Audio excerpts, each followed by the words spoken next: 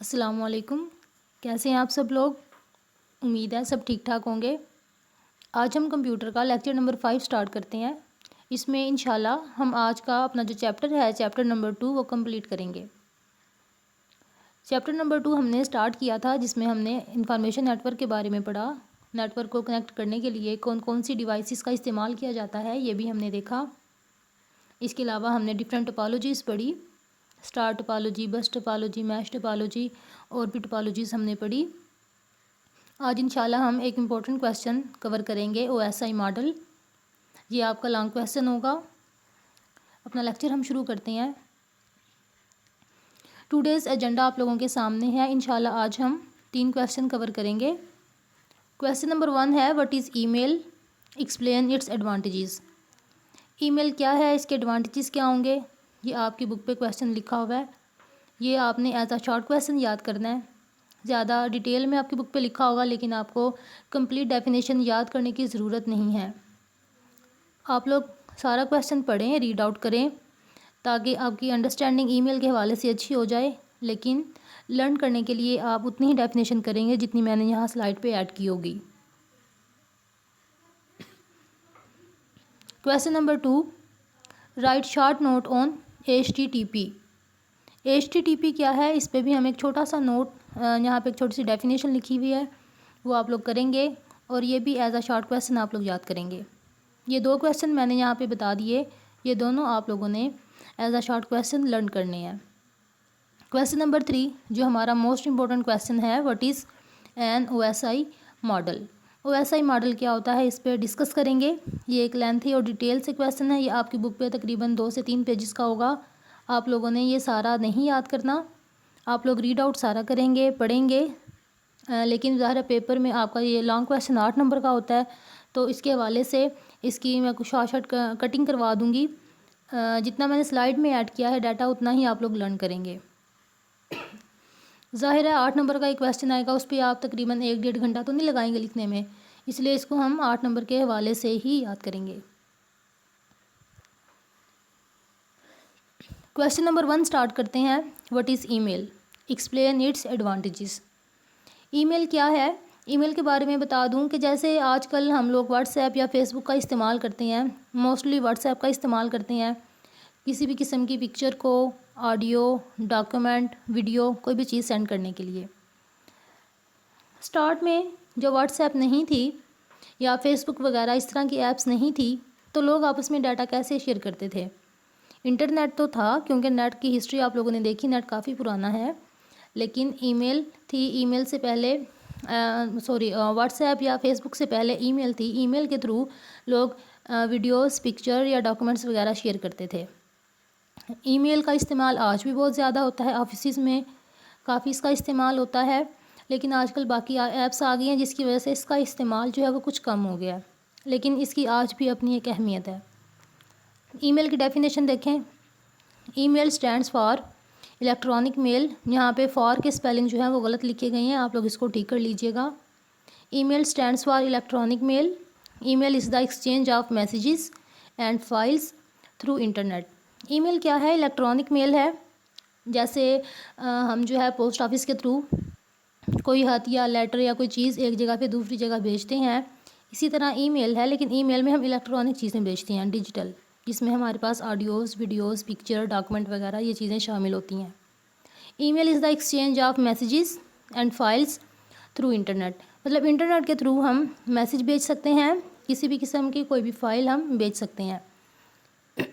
Message can be in the form of graphics, sounds, video clips और simple text. It is a fast way of sending messages anywhere in the world in a very short time. आप लोगों की book पे इससे ज़्यादा definition लिखी हुई है, लेकिन आप लोगों ने सारी डेफिनेशन नहीं करनी। बार बार एक ही बात कह रही हूँ कि पढ़ेंगे ज़रूर, आप लोग इसको रीड आउट करें, जो समझ नहीं आता मुझसे पूछें, लेकिन डेफिनेशन आप सिर्फ इतनी ही याद करेंगे। अब इसके एडवांटेजेस देखते हैं कि ईमेल के एडवांटेजेस क्या हैं। नंबर 1 पे, it is very cheap and inexpensive. मतलब ईमेल जो है वो बहुत सस्ती और ये इनएक्सपेंसिव है, चीप है। मतलब आप बगैर ईमेल के एडवांटेजेस देखते हैं। नंबर 1 पे है it is very cheap and inexpensive. Email जो है वो आप आसानी से बगैर ज़्यादा पैसे लगाए भेज सकते हैं। ठीक है, ये कोई ज़्यादा महंगा मेथड नहीं है।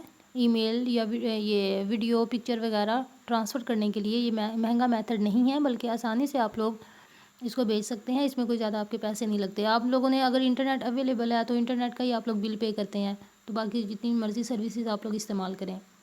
नंबर 2 पे देखें, people can send and receive messages anywhere in the world. दुनिया में कहीं भी आप लोग मौजूद हैं, आप किसी भी दूसरे शख्स को डाटा भेज सकते हैं, पिक्चर की फॉर्म में, ऑडियो वीडियो, कोई डॉक्यूमेंट, कहीं भी दुनिया में। जैसे आजकल हम व्हाट्सएप का इस्तेमाल करते हैं, सेम ऐसे ईमेल का इस्तेमाल होता है।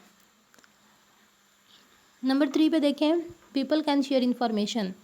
अगर आप लोगों के पास कोई अच्छी इन्फॉर्मेशन है तो आप ईमेल के थ्रू वो भी शेयर कर सकते हैं। कोई अच्छी बात, कोई इन्फॉर्मेशन, कोई यूज़फुल चीज़ें आप आसानी से ईमेल के थ्रू शेयर कर सकते हैं। नंबर 4 पे देखें, it is possible to send and receive email through mobile phone. Mobile phone पे भी आप, ज़रूरी नहीं कि आप लोग लैपटॉप या कंप्यूटर का इस्तेमाल करें ईमेल भेजने के लिए, बल्कि मोबाइल फ़ोन में ऐप डाउनलोड करें। मोबाइल फ़ोन में जब आप ऐप डाउनलोड करेंगे, इंटरनेट आपके पास अवेलेबल होगा, तो आप आसानी से डाटा जो है वो सेंड कर सकते हैं, रिसीव कर सकते हैं। ठीक है, थ्रू ईमेल। नंबर 5 पे देखें, email gives us the facility to send pictures, sounds and videos. ये तमाम वही चीज़ें हैं जो आजकल हम व्हाट्सएप से रिलेटेड करते हैं। तो आप यही समझ लें कि व्हाट्सएप को एक्सप्लेन किया गया है, लेकिन उसका नाम ईमेल रख दिया गया है। ठीक है, लेकिन जैसे हम व्हाट्सएप पे क्या करते हैं, हमने किसी को मैसेज करना है तो हमारे पास व्हाट्सएप मौजूद है, तो ये ज़रूरी है कि जिसको हम मैसेज कर रहे हैं, जिसको हम वीडियो या पिक्चर भेज रहे हैं, उसके पास भी व्हाट्सएप का अकाउंट मौजूद हो। और व्हाट्सएप का अकाउंट किस पे बनता है? नंबर पे बनता है। इसी तरह ईमेल पे अकाउंट बनता है, लेकिन ईमेल पे आपके मोबाइल फ़ोन पे अकाउंट नहीं बनता, आपके नंबर पे अकाउंट नहीं बनता, बल्कि इसके लिए ईमेल आईडी बनानी पड़ती है। ईमेल आईडी बना लेते हैं, तो ईमेल आईडी जिसको आपने ईमेल करना है उसके पास भी ईमेल आईडी होना चाहिए। इस तरह से इन्फॉर्मेशन आपस में शेयर होती है।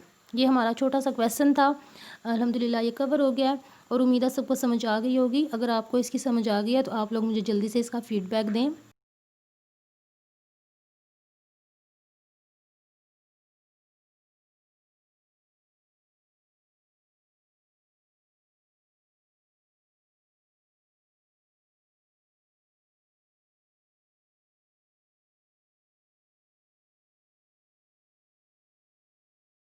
क्वेश्चन नंबर 2 स्टार्ट करते हैं। Right a short note on HTTP। HTTP क्या है, इसके बारे में बताने से पहले मैं आपको थोड़ा सा एक ओवरव्यू दे दूं। इस चैप्टर में हमने चैप्टर नंबर 2 में हमने कुछ प्रोटोकॉल पढ़े थे। प्रोटोकॉल मैंने आपको बता दिया था, नेटवर्क के काम करने का तरीक़ेकार है कि नेटवर्क आपस में जब डाटा शेयर करता है अपने कंप्यूटर के दरमियान या अपनी डिवाइसेस जो नेटवर्क में अटैच होती हैं, तो डाटा को शेयर करने का कोई ना कोई तरीक़ेकार होता है। उस मेथड को हम प्रोटोकॉल बोल देते हैं। हर नेटवर्क के काम करने का एक अलग मेथड होता है, तो अलग प्रोटोकॉल होता है। हमने 2 तरह के नेटवर्क पढ़े थे, लैन एंड वैन। LAN stands for local area network and वैन stands for wide area network. इनका डिफरेंस भी हमने डिटेल से देखा था। लैन के भी हमने कुछ प्रोटोकॉल पढ़े थे, जो मैंने आपको कहा था ये आपका इंपॉर्टेंट लॉन्ग क्वेश्चन है। इसके अलावा हमने वैन के भी कुछ प्रोटोकॉल देखे। लैन के हमने 3 प्रोटोकॉल देखे, Ethernet, token ring, ARC net. इसके अलावा हमने वैन के प्रोटोकॉल देखे, जिसमें हमने TCP IP को स्टडी किया। तो आज हम जो प्रोटोकॉल पढ़ने जा रहे हैं HTTP, ये एक प्रोटोकॉल है जो कि वाइड एरिया नेटवर्क का प्रोटोकॉल है। ये शॉर्ट सी डेफिनेशन आप लोग करेंगे। HTTP stands for hyper text transport protocol. It is a communication protocol used to connect to server on the World Wide Web. The primary function of HTTP is to establish a connection with a web server and transmit HTML pages to the user's browser. It allows computer users to access the internet. Simple सी इसकी example देख लें कि जब आप internet का इस्तेमाल करते हैं, जैसे ही आप वाईफाई के बटन को प्रेस करते हैं या डाटा कनेक्शन अपने मोबाइल का ऑन करते हैं और आप गूगल पे कुछ सर्चिंग शुरू करते हैं या यूट्यूब चलाते हैं या कोई भी इंटरनेट पे आप काम करना शुरू करते हैं, आपका मोबाइल इंटरनेट पे उसी वक्त कनेक्ट होता है जब HTTP प्रोटोकॉल मौजूद होता है। अगर HTTP प्रोटोकॉल मौजूद ना हो तो बेशक आपके पास इंटरनेट है, वाईफाई, डाटा कनेक्शन जो भी आपने पैकेजेस किए हों, आपका मोबाइल फ़ोन या आपके पास जो डिवाइस है, लैपटॉप, कंप्यूटर, वो नेट से कनेक्ट नहीं होगा अगर HTTP प्रोटोकॉल नहीं है। अगर तो ये प्रोटोकॉल मौजूद है तो आपका जो मोबाइल फ़ोन है या डिवाइस जो आप इस्तेमाल कर रहे होंगे, लैपटॉप या कंप्यूटर, वो इंटरनेट से कनेक्ट हो जाएगा।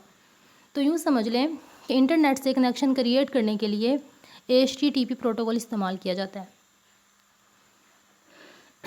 जब आप नेट पे सर्चिंग करते हैं, जैसे आप लिखें www.youtube.com, जैसे ही आप एंटर करेंगे तो आप देखेंगे कि सर्च बार में स्टार्ट पे HTTP फिर आगे कॉलन लिखा हुआ आ जाता है, उसके बाद www.youtube.com या www.google.com। तो उससे पहले HTTP लिखा हुआ आता है। अगर अभी आज से पहले आपने नोट नहीं किया तो इस चीज़ को आप लोग नोट करें।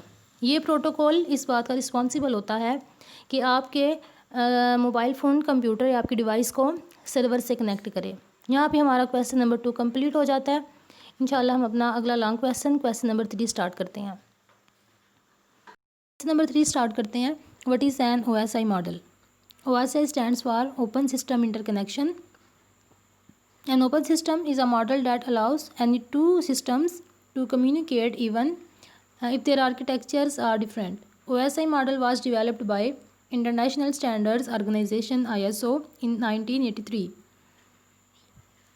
इसमें ये होगा कि कोई से दो सिस्टम जिनका आर्किटेक्चर डिफरेंट होगा, उनको जब हम आपस में कनेक्ट करेंगे तो वो OSI मॉडल बन जाएगा। इसका क्या मतलब है? फ़र्ज़ करें आपके पास मोबाइल फ़ोन है और लैपटॉप है, इनका आर्किटेक्चर डिफरेंट है। जब हम इनको आपस में कनेक्ट करेंगे तो समझ लें कि वो क्या बनेगा, OSI मॉडल। और ये कब बना था? इसको बनाया था ISO ने, इंटरनेशनल स्टैंडर्ड ऑर्गेनाइजेशन ने 1983 में। और ये इसलिए बनाया गया था ताकि वो सिस्टम जो आपस में डिफरेंट हैं, डिफरेंट होने के बावजूद भी वो आपस में डाटा शेयर कर सकें। इसके कुछ लेयर्स होती हैं, उन लेयर्स को डिवाइड किया गया है। OSI model consist of 7 layers.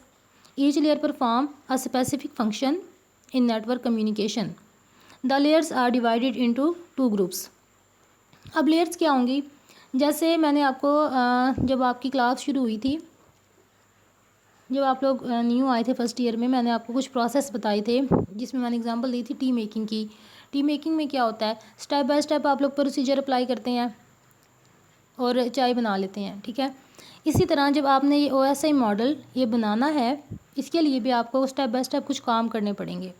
इनमें हर स्टेप की एक स्पेसिफिक एक्टिविटी होगी, हर जो लेयर है वो एक स्पेसिफिक काम को सरअंजाम देगी। तो यहाँ पे टोटल जो लेयर्स होंगी वो 7 होंगी, मतलब 7 फंक्शन हमें परफॉर्म करना पड़ेंगे।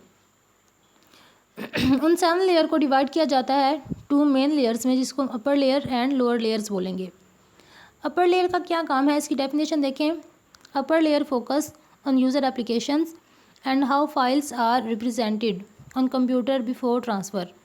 मतलब अपर लेयर से मुराद ये है कि यूज़र जो है जिन चीज़ों से इंटरेक्ट होता है उसमें अपर लेयर्स में वो सारी चीज़ें आएंगी। मतलब जैसे आप लोग प्ले स्टोर पे जाते हैं, बेशुमार ऐप्स यूज़ करते हैं, तो कोई भी ऐप आपने यूज़ करनी है, जैसे व्हाट्सएप अगर आप लोगों ने यूज़ करना है तो आप लोग क्या करेंगे, प्ले स्टोर से इसको डाउनलोड करेंगे और इस्तेमाल करना शुरू कर देंगे अपना अकाउंट बनाने के बाद। लेकिन आपको क्या पता है कि व्हाट्सएप पे डाटा कैसे शेयर होता है? आप लोग सिर्फ मैसेज टाइप करते हैं, एंटर का बटन दबा देते हैं, मैसेज आपके मोबाइल से दूसरे के मोबाइल फ़ोन पे कैसे जाता है? चाहे वो शख्स दुनिया के जिस भी कोने में बैठा हो, उसके पास आपका मैसेज चला जाएगा। ये मैसेज कैसे जाता है, इसके पीछे क्या वर्किंग है? कंप्यूटर की लैंग्वेज क्या है? 0-1 बाइनरी डिजिट्स। तो आप तो इंग्लिश में टाइप कर रहे होते हैं, उर्दू में टाइप कर रहे होते हैं, आप तो डिफरेंट इमोजीज़ भेज रहे होते हैं, पिक्चर भेज रहे होते हैं, ऑडियोज़, वीडियोज़, वो सारी की सारी ये तमाम चीज़ें जो हैं ये 0-1 में कैसे कन्वर्ट होती हैं?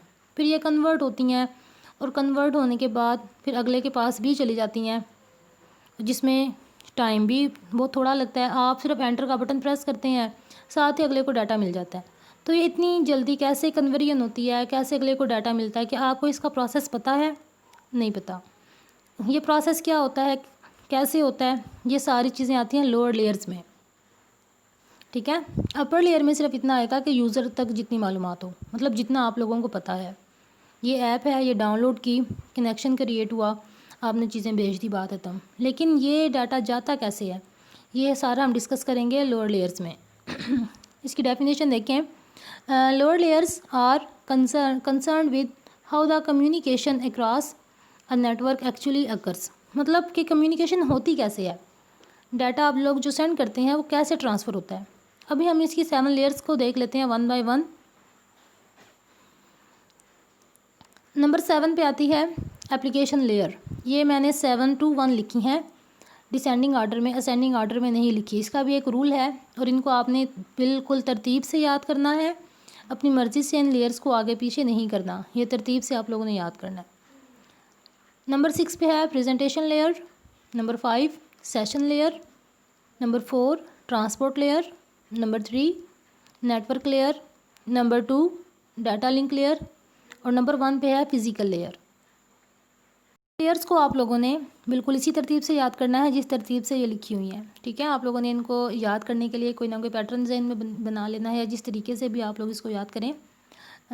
वैसे इसका एक पैटर्न होता है बाकायदा, वो मैं एक फ़्रेज़ है, वो फ़्रेज़ मैं आपको व्हाट्सएप कर दूँगी, आप लोग उस फ्रेज़ को देख लीजिएगा और फिर आपको ये जो लेयर्स हैं ये याद हो जाएंगी। आपने बिल्कुल तरतीब से याद करनी है। मतलब अगर 7 नंबर पे एप्लीकेशन लेयर आ रही है तो ये हमेशा यहीं पे आएगी, आप ये नहीं कि इन लेयर्स को आगे पीछे कर दें, ठीक है। क्योंकि ये पैटर्न है ना, ये एक तरतीब है, इस मेथड के अकॉर्डिंग सारा काम होगा, इस मेथड के अकॉर्डिंग जो है, इस तरतीब के अकॉर्डिंग जो है वो मॉडल बनेगा। तरतीब आगे पीछे कर देंगे तो मॉडल ख़राब हो जाएगा। जैसे अगर आप पहले नर्सरी क्लास में होते हैं, फिर प्रेप में आते हैं, फिर 1 2 3 4 5 एक तरतीब से आगे चलते हैं। ये तो नहीं है कि पहले आप 1 क्लास में थे, फिर आप 5 क्लास में हो गए, फिर 7 क्लास में, फिर आप दोबारा 2 क्लास में आ गए, ऐसा नहीं होता। इसी तरह ये मॉडल भी चेंज नहीं होगा। अब हम एप्लीकेशन लेयर को डिस्कस करते हैं कि एप्लीकेशन लेयर का क्या काम है। आपकी बुक पे ये डिटेल से लिखी होंगी चीज़ें, लेकिन आपने ज़्यादा डिटेल से नहीं करनी, जितनी ही करनी है जितनी मैंने यहाँ स्लाइड पर लिख दी हैं। Application layer is the top most layer of OSI model. ये आपने देखा कि ये बिल्कुल टॉप पे लेयर होती है। It provides services directly to user applications. और इसका क्या काम है कि यूज़र को डायरेक्टली सर्विसेज देना। It enables the user to access the network. मतलब आप आसानी से जैसे ही आप इंटरनेट का इस्तेमाल करते हैं तो समझ लें कि वहाँ पे एप्लीकेशन लेयर काम कर रही है। It provides user interfaces and support for services such as email, remote file access and transfer, share database management and other types of distributed information services. यहाँ पे जो नाम है ये आप लोगों को थोड़े से मुश्किल लग रहे होंगे। ईमेल का तो आपको पता है, अभी आपने पढ़ा। रिमोट फाइल एक्सेस ये मुश्किल लग रहा होगा। इसके बाद शेयर डेटाबेस मैनेजमेंट ये भी मुश्किल थोड़ा सा लग रहा होगा क्योंकि ये आपके सेकेंड ईयर में टॉपिक आएगा। And other types of distribution information services, ये तमाम चीज़ें आपको थोड़ा सा अननोन लग रही होंगी, लेकिन ये मुश्किल नहीं है।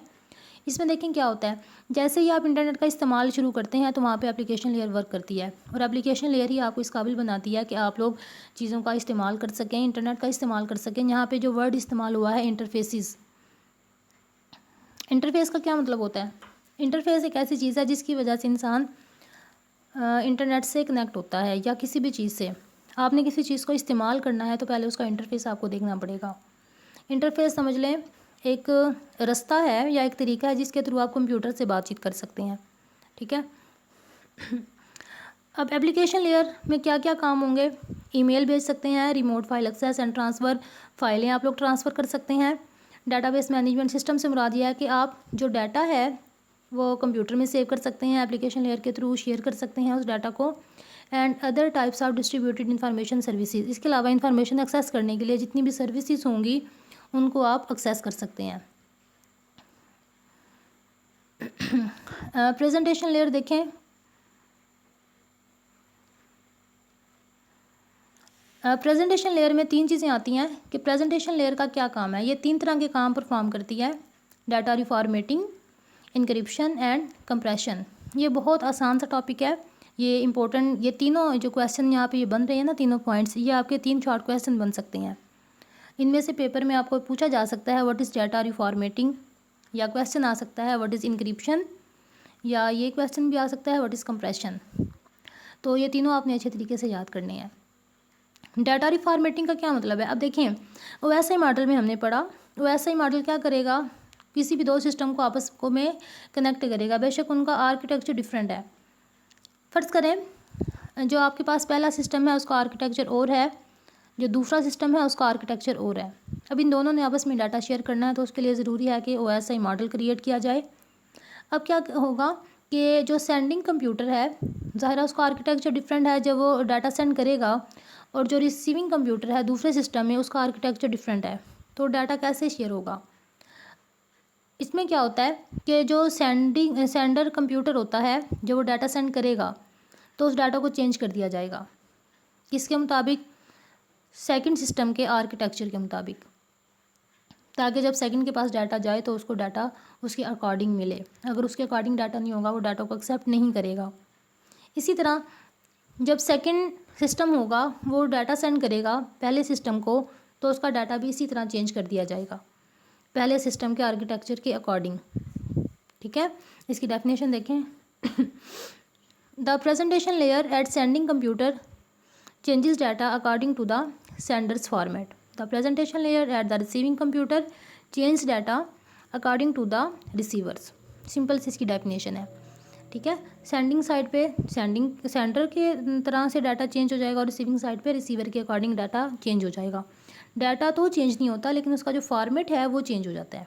डाटा सेम टू सेम वही रहेगा। ये नहीं है कि आप किसी को वीडियो सेंड कर रहे हैं तो जब किसी दूसरे को वीडियो मिलेगी आपके वाली तो वो चेंज हो जाएगी, ऐसा नहीं है। फ़र्ज़ करें आप किसी को वीडियो सेंड कर रहे हैं या पिक्चर सेंड करते हैं, डाटा सेम वही रहेगा, वीडियो वही रहेगी, पिक्चर सेम वही रहेगी, लेकिन जो उसका फॉर्मेट है वो चेंज हो जाएगा। फॉर्मेट होता है तरीक़ेकार, वो ज़्यादा डिटेल में आपको जाने की ज़रूरत नहीं है, ये आपके सिलेबस का ज़्यादा पार्ट नहीं है, बस आप इतना याद रखें कि फॉर्मेट चेंज हो जाता है।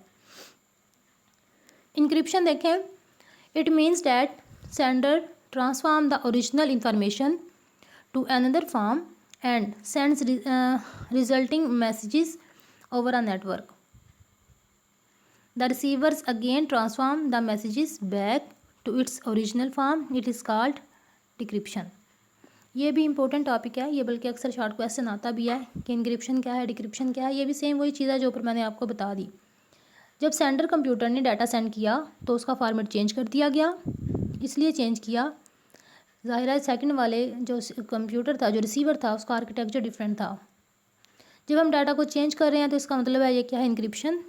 जब सेंडर से डाटा रिसीवर को जाएगा और ये डाटा रिसीवर के अकॉर्डिंग चेंज हो जाएगा तो इसको हम क्या बोलेंगे, डिक्रिप्शन, बल्कि ये ओरिजिनल फॉर्म में आ जाता है। इसके बाद है compression. Data compression reduce the number of bits to be transmitted. Compression एक बहुत अच्छी चीज़ है, एक बहुत अच्छी टेक्निक है। कंप्रेशन में क्या होता है कि आपके डाटा का जो साइज़ होता है वो उसको चेंज कर दिया जाता है।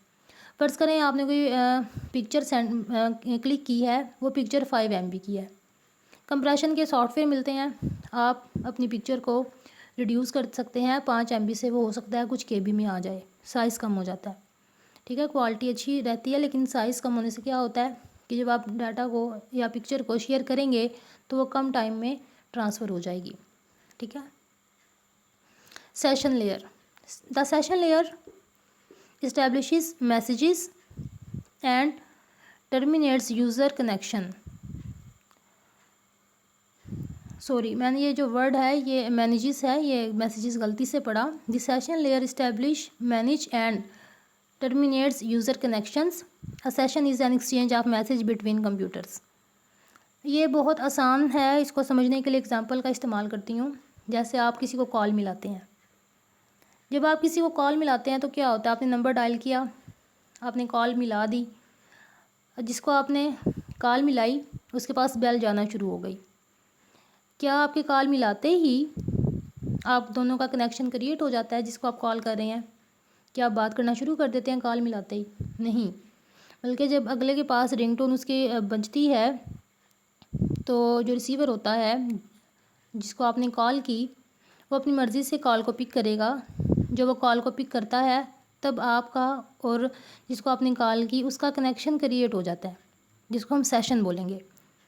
ठीक है, फिर आप बात करते हैं, बात करने के बाद उसके बाद कनेक्शन को ख़त्म किया जाता है, कॉल काट दी जाती है।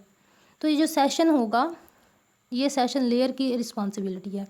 ये जो आप किसी को कॉल मिलाते हैं या किसी को मैसेज सेंड करते हैं या PTCL पे भी फ़र्ज़ करें कॉल की जाती है, तो उसमें भी क्या है, ये सेशन क्रिएट किया जाता है, जिसको सेशन लेयर इसको रिस्पॉन्सिबल होती है। ट्रांसपोर्ट लेयर, इसके नाम से वाज़ेह हो रहा है कि ये ट्रांसपोर्ट का कुछ काम करेगी। डाटा को ट्रांसफ़र करेगी, ठीक है। Transport layer ensures that messages are delivered error free. It divides large messages into small packets for efficient transmission. These packets are reassembled, checked for errors and acknowledged at receiving side. If there are errors in transmission, the data is retransmitted. Transport layer का क्या काम है? फ़र्ज़ करें आपके पास एक file है 50 MB की। ट्रांसपोर्ट लेयर क्या करेगी? उस 50 MB की फ़ाइल को डिवाइड करेगी। सेंडर ने फ़ाइल सेंड की, 50 MB की फ़ाइल सेंड की। अब ट्रांसपोर्ट लेयर का क्या काम है? उस 50 MB की फ़ाइल को 5 हिस्सों में तकसीम करेगी। 10 MB, 10 MB, 10 MB, 10 MB और फिर एक और 10 MB, 5 पीसीस कर दिए गए। इससे फ़ायदा ये होता है कि छोटे छोटे पैकेट्स बनते हैं, थोड़ा डाटा जल्दी ट्रांसफ़र हो जाता है। फिर ये सारा डाटा जब रिसीवर के पास जाता है, जो रिसीविंग कंप्यूटर होगा, ये सारा डाटा वहाँ पे इकट्ठा हो जाएगा। इसको रीअसेंबल किया जाएगा। रीअसेंबल का मतलब है दोबारा नए फार्म में लेके आना। मतलब जो टूटा हुआ डाटा था, ये 10 MB 10 MB का, इसको रीअसेंबल किया, इसको अरेंज किया और फिर ये दोबारा एक 50 MB की फ़ाइल बन गई। इस तरह से ये रिसीविंग कंप्यूटर को डाटा दे दिया जाएगा। अगली लेयर है हमारे पास है नेटवर्क लेयर। ये network layer is responsible for establishing, maintaining and terminating network connection. It manages the delivery of data from source to destination. Network layer ज़ाहिर नेटवर्क का ही काम करेगी। ये कनेक्शन क्रिएट करने के लिए इस्तेमाल होती है। कनेक्शन क्रिएट करने के लिए, कनेक्शन को टर्मिनेट करने के लिए, मतलब जो आप इंटरनेट का इस्तेमाल करते हैं तो समझ लें कि वो नेटवर्क लेयर की वजह से होता है। चाहे इंटरनेट का इस्तेमाल करें या आप इंटरनेट का इस्तेमाल नहीं भी करते, आप सिर्फ सिम का इस्तेमाल करें, किसी को कॉल या मैसेज कर रहे हैं, तो वहाँ भी नेटवर्क लेयर मौजूद होती है, जिसकी वजह से नेटवर्क क्रिएट होता है और आपके जो मैसेजेस हैं वो चले जाते हैं सेंडर से रिसीवर तक। Data link layer. Data link layer is responsible for the reliability of the physical link established at layer 1। मतलब जो भी लिंक क्रिएट किया जाएगा, ज़ाहिर है उस लिंक से क्या होगा, डाटा ट्रांसफ़र किया जाएगा और इसका रिस्पॉन्सिबल कौन होगा? Data link layer. इसके बाद लास्ट लेयर हमारे पास आती है physical layer. The physical layer is the bottom layer of the OSI model. जैसा कि हमने देखा, वैसे तो इसका नंबर 1 है, लेकिन ये बिल्कुल लास्ट पे आ रही है। Its main function is to control how a stream of bits. Stream of bits का मतलब है बिट, हमारे पास जो 0 1 होते हैं, बहुत ज़्यादा bits, is sent and received over the physical medium. अब फिज़िकल मीडियम क्या हो सकता है? कोई केबल हो सकती है, जिसमें हमने केबल्स की टाइप्स के नाम पढ़े थे। कोएक्सियल केबल है, फाइबर ऑप्टिक केबल है। तो डाटा जब ट्रांसफ़र किया जाएगा फिज़िकल मीडियम के थ्रू, तो इसका रिस्पॉन्सिबल कौन होगा? Physical layer. क्वेश्चन थोड़ा सा आपको ट्रिकी लगेगा, लेकिन क्वेश्चन आसान है, इसको समझ के करें, ज़्यादा डिटेल से करने की ज़रूरत नहीं है। जो आपकी बुक पे लिखा हुआ है पढ़ें ज़रूर, लेकिन याद इतना ही करेंगे जितना मैंने यहाँ स्लाइड पे लिखा है। असाइनमेंट आपकी ये है कि आप सारे क्वेश्चन लर्न करेंगे जो 3 क्वेश्चन हमने पढ़े, लेकिन लिखेंगे क्या? सिर्फ एक छोटा सा क्वेश्चन आप लोग लिखेंगे, right the definition of OSI model and it's name. सिर्फ आपने OSI मॉडल की डेफिनेशन लिखनी है, छोटी सी डेफिनेशन जो मैंने आपके यहाँ स्लाइड पे लिखी है, और इसकी जो लेयर्स के नेम हैं वो आप लोग लिखेंगे। कोशिश करें ज़ुबानी याद करके ज़ुबानी लिखें। जब आप अपना काम लिखते हैं तो ऊपर डेट मेंशन किया करें, सब्जेक्ट मेंशन करें, अपना रोल नंबर और नेम। हमारा आज का जो एजेंडा था, जो क्वेश्चन थे, वो कवर हो चुके हैं। आज के लेक्चर के हवाले से अगर आपने कुछ पूछना है तो आप मुझसे पूछ सकते हैं, मुझे मैसेज करें। और हमारा आज जो है ये चैप्टर 2 कंप्लीट हो चुका है। इंशाल्लाह अगले लेक्चर में हम चैप्टर 3 स्टार्ट करेंगे। आज के लेक्चर के हवाले से अगर कोई क्वेश्चन है तो आप लोग मुझसे पूछ सकते हैं। ओके जी, अल्लाह हाफिज़, अपना ख्याल रखिएगा। Have a nice day.